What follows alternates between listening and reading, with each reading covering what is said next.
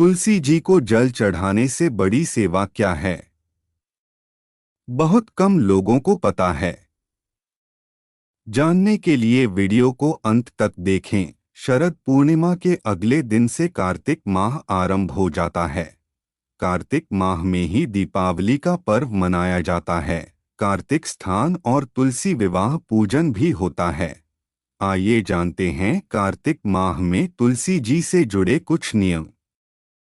इस वर्ष कार्तिक माह 18 अक्टूबर से शुरू हो रहा है और 15 नवंबर 2024 को समाप्त होगा। कार्तिक माह में जगत के पालनहार भगवान विष्णु और मां लक्ष्मी जी की पूजा अर्चना की जाती है। करवा चौथ, धनतेरस, दिवाली, देवउठनी एकादशी जैसे कई बड़े और महत्वपूर्ण पर्व इस माह में मनाए जाते हैं। धार्मिक मान्यता अनुसार भगवान विष्णु एवं भगवान कृष्ण की उपासना से तो हर प्रकार के कष्ट दूर होते ही हैं। इसके अलावा मां लक्ष्मी की कृपा अपार सुख समृद्धि देती है। कार्तिक शुक्ल एकादशी को देवउठनी एकादशी के अगले दिन तुलसी जी और शालिग्राम विवाह रचाया जाता है। तुलसी जी का पौधा मां लक्ष्मी जी का रूप है। आइए जानते हैं कार्तिक माह में तुलसी जी से जुड़े किन नियमों का पालन करना जरूरी होता है। कार्तिक माह में ब्रह्मा मुहूर्त में स्नान करने के पश्चात विष्णु जी की पूजा करने का बहुत महत्व है। इसके साथ ही तुलसी जी की पूजा अवश्य करनी चाहिए। रविवार एवं एकादशी को छोड़कर रोजाना तुलसी जी को जल अर्पित करना चाहिए। रविवार और एकादशी के दिन तुलसी जी को जल चढ़ाना या तुलसी जी के पत्ते तोड़ने से मां लक्ष्मी जी बहुत नाराज होती हैं और व्यक्ति कंगाल तक हो सकता है।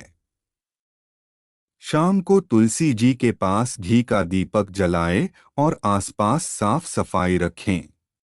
तुलसी जी के पौधे के पास कभी अंधेरा ना रहने दे, वहां रोशनी के लिए घी का दीपक जलाएं। तुलसी जी के आसपास कांटेदार पौधा नहीं रखना चाहिए। बिना स्नान या गंदे हाथों से तुलसी जी का पौधा न छुएं।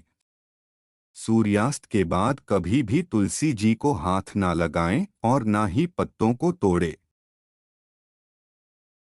ऐसा कहा जाता है, तुलसी जी की सेवा में सबसे बड़ी सेवा तुलसी जी की मंजरी को हटाना है। तुलसी की मंजरी उन पर बोझ के समान है। तुलसी जी की मंजरी कब हटाएं?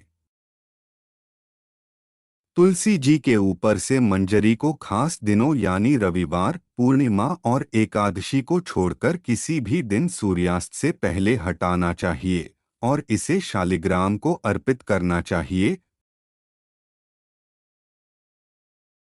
तुलसी जी की मंजरी को हटाने को बहुत पुण्य माना जाता है। ऐसा कहा जाता है कि इसे हटाने वाले पर मां लक्ष्मी अति प्रसन्न होती हैं एवं श्री हरि जी की भी विशेष कृपा प्राप्त होती है। शास्त्रों में तुलसी जी को मां लक्ष्मी का रूप माना गया है। तुलसी जी को विष्णु प्रिया भी कहा जाता है। मान्यता है कि मां तुलसी जी की पूजा अर्चना के बिना श्री हरि जी भी भोग स्वीकार नहीं करते हैं। जानकारी पसंद आई हो तो चैनल को लाइक, सब्सक्राइब, कमेंट अवश्य करें। जय तुलसी मैया।